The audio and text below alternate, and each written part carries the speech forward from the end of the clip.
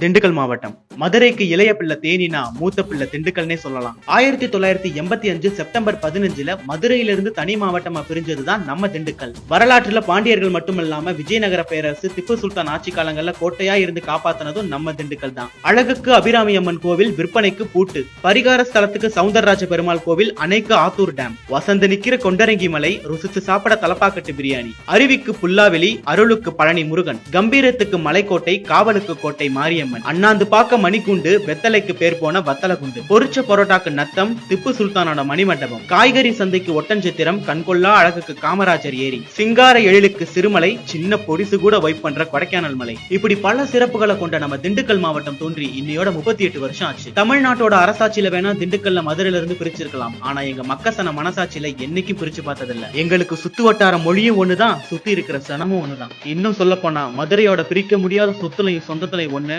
நம்ம திண்டுக்கல் மச்சி.